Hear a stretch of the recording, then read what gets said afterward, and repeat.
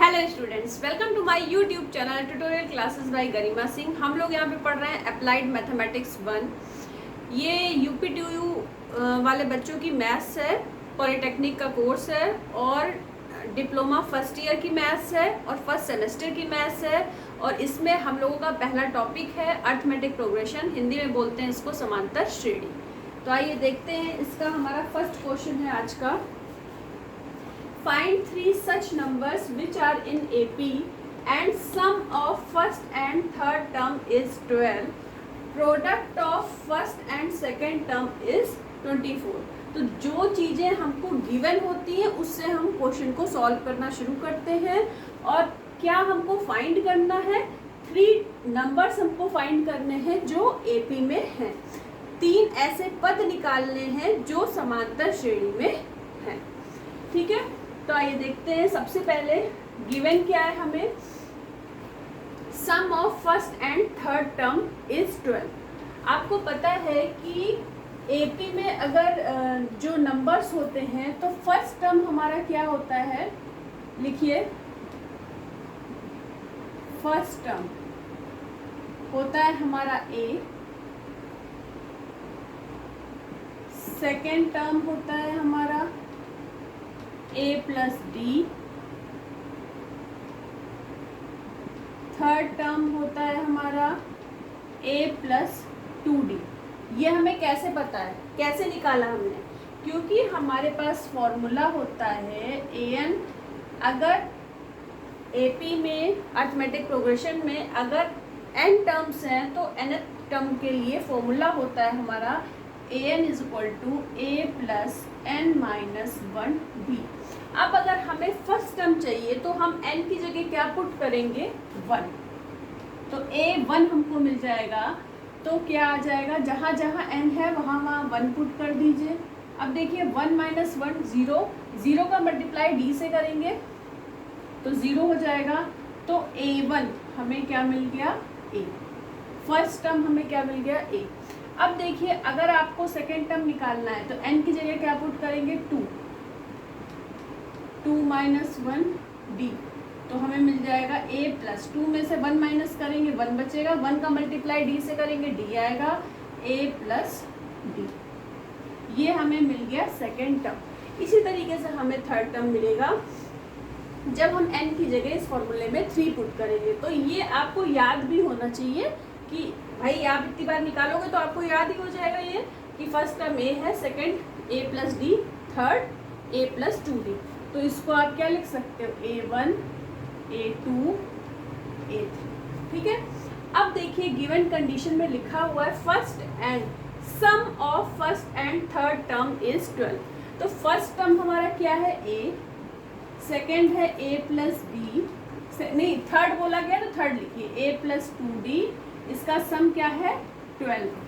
अब यहाँ से आप इसको ऐड करिए तो क्या मिलेगा? 2a plus 2d is equal to 12।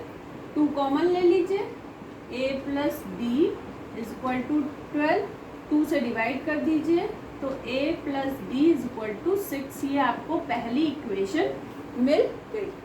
ठीक है। सेकेंड कंडीशन हमारी गिवन है first and second product of first and second term is 12। Product मतलब दोनों जो आपके टर्म्स हैं उन दोनों का प्रोडक्ट, मतलब गुणा कर देंगे तो हमें क्या मिल रहा है?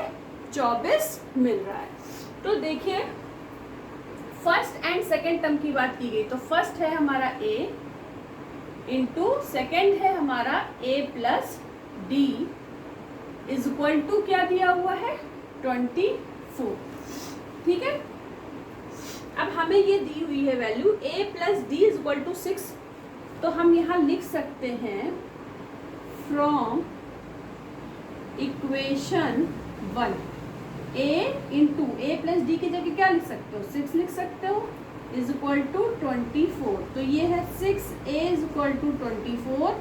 तो a इज इक्वल टू आ जाएगा 24 upon 6 4।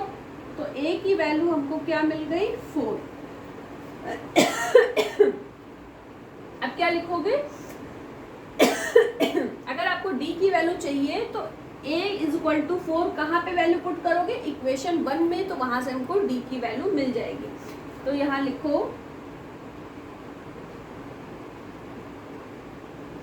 Putting value of a in equation 1। तो जब पुट करोगे आप वैल्यू तो क्या आ जाएगा, a की जगह ही वैल्यू पुट करनी है, तो 4 plus d is equal to 6, तो d इज इक्वल टू मिलेगा 6 माइनस 4 2, तो d की वैल्यू क्या मिल गई 2। ठीक है, अब a और d की जब वैल्यू मिल जाती है तो हम उस समांतर श्रेणी या अरिथमेटिक प्रोग्रेशन के टर्म्स या पद निकाल सकते हैं बहुत ही आसानी से। कैसे, देखिए 3 निकालने हैं हमको। आपको पता है पहला a1 होता है, दूसरा a2, तीसरा a3। a1 a है आपका, सेकेंड टर्म क्या है आपका a प्लस डी होता है, थर्ड टर्म क्या होता है a प्लस 2d होता है, डैश डैश डैश।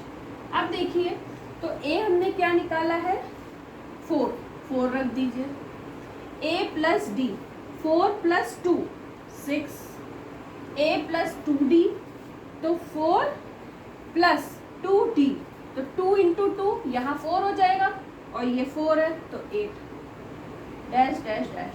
अब 3 ही निकालने थे हमको टर्म्स, तो 4 6 8 निकल आया। अब देखिए इसका कॉम आप देख लीजिए कि आपने सही निकाला है कि नहीं। अगर आपको आंसर चेक करना है तो क्या देखना होता है, सेकेंड टर्म से फर्स्ट टर्म माइनस करिए, तो जो d है a2 माइनस a1 या a3 माइनस a2 ये क्या निकलने चाहिए, सेम निकलने चाहिए, क्योंकि d जो हमारा कॉमन डिफरेंस होता है वो हम कॉमन डिफरेंस को हिंदी में क्या बोलते हैं, समांतर। ठीक है, तो ये हमेशा क्या होना चाहिए, एक जैसा कांस्टेंट होना चाहिए। तो a2 6 माइनस 4 क्या करोगे 2 मिलेगा, 8 माइनस 6 क्या करोगे 2 मिलेगा। ठीक है, तो हमें हमेशा ये नंबर क्या मिलेगा, कांस्टेंट मिलेगा, एक जैसा मिलेगा। अगर आप फोर्थ टर्म से थर्ड टर्म माइनस करोगे या फिफ्थ से फोर्थ माइनस करोगे तभी भी हमको यही मिलना चाहिए। इसका मतलब हमारा आंसर सही है और ये जो हमको अरिथमेटिक प्रोग्रेशन मिला है ये बिल्कुल सही, इनके नंबर्स बिल्कुल सही है। ठीक है, तो आपको क्वेश्चन समझ में आ गया होगा। चैनल को सब्सक्राइब कर दीजिएगा और वीडियो को लाइक। आज के लिए इतना ही। All the best to all of you. Thank you.